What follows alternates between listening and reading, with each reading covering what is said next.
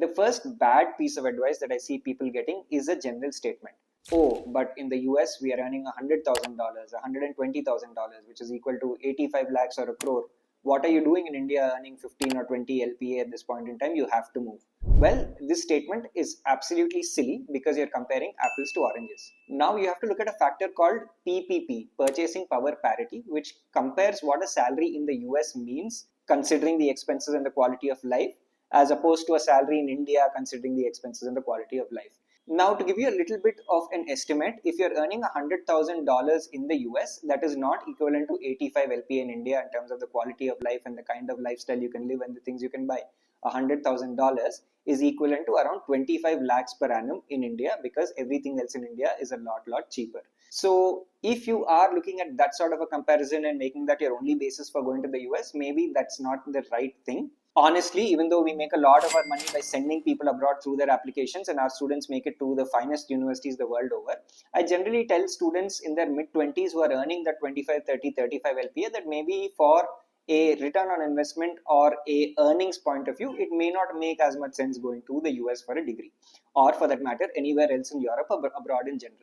But of course, it's not only about the money. If you have a deep interest in a particular subject and you want to get the academic edge and perform some great research or delve deeper into a subject matter, then you can go do a master's.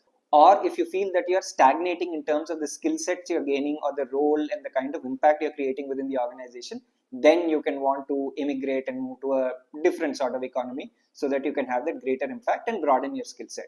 But if it's just the money, understand that PPP is a very important factor. Don't go into the fear of missing out syndrome just because you see somebody else is earning a larger figure in the US.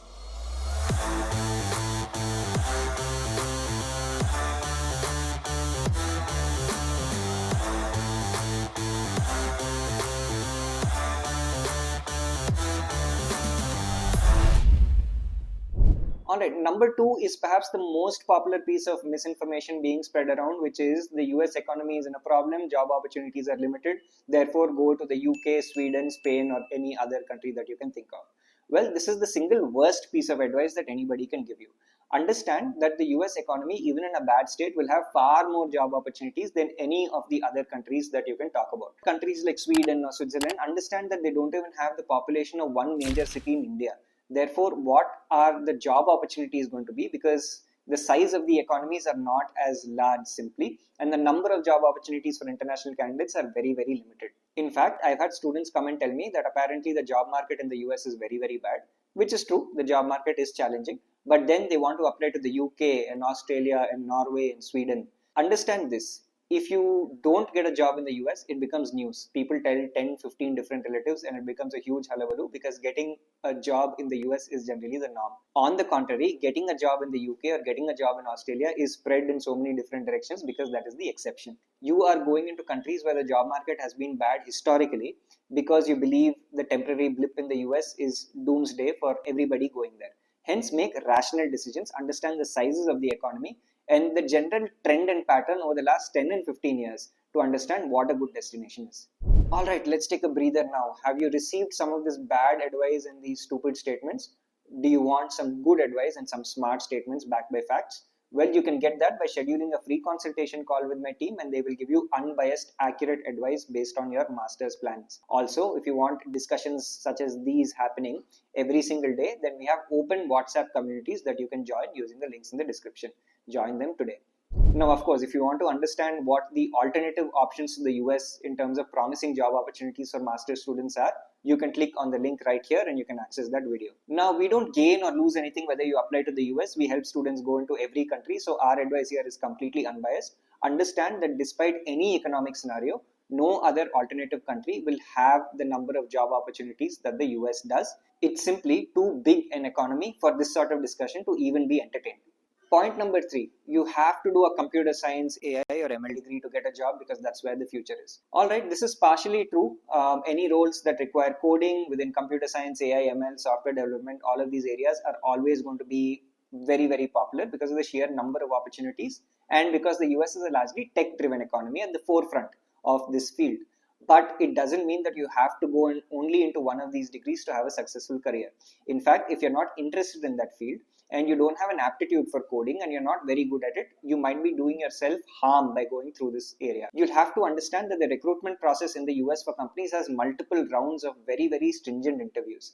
And if you do not have the skill and the aptitude, you will be caught out in one of these rounds, and the subsequent job search is going to be incredibly difficult. Now, forget that. Even before you get into the job search, you have to understand that the US education system is largely assignment based. In fact, a lot of exams are just open book where they say you have all the books you want, solve the paper or whatever it is, right?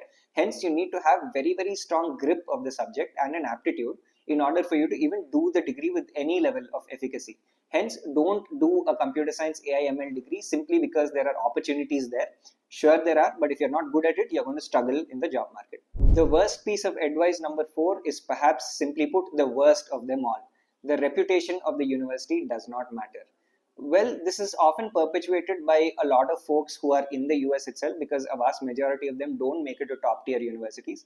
And the general consensus is that, oh, it's still an H1B lottery system, whether you go to Harvard or some other university which has no name, it doesn't matter because in the end, everybody is dependent on that H1B. While this is partially true, you'll have to understand that there are multiple benefits to going to a top university. Even though US universities don't have the concept of a campus placement, there are internal job postings that come on all of the university portals. Simply put, if you go to a well-reputed university and a well-reputed program, the number of job opportunities coming your way through these portals is going to be far higher. Therefore, you have the opportunity to select from multiple jobs. The likelihood that you'll get a job earlier is much higher, and you might be in a situation where you could negotiate salaries as well because the opportunity pool is much larger. Secondarily, if you are from a good university, you can get job opportunities and avenues from multiple different places because you have an alumni network. Maybe you message somebody on LinkedIn, they are more likely to reply to you if you have a better university name on your profile.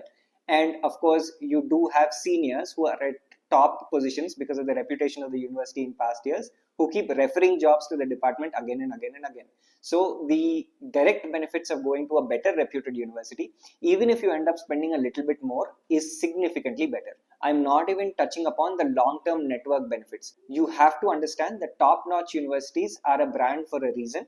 It is because the name takes you places. It opens up doors. Maybe you have a classmate who's working at a top VC firm, and in future when you're looking for funding, you have access to them over a phone call.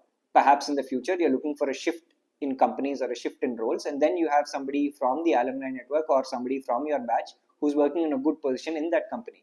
At the end of the day, even later in life, if you're from a top university, it's a wonderful conversation starter which can open up networks for you for the rest of your life.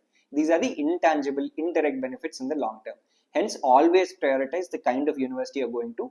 Don't listen to people who've gone to poor universities and are telling you that it's okay not to go to a good one. So, did you have any of these statements made to you, or did you receive any such advice? If you did, then please drop a comment below, and we'd love to see that this video is making sense for you. Of course, if you found this content useful, please do like, share, and subscribe, and you'll have more such accurate information coming your way every week.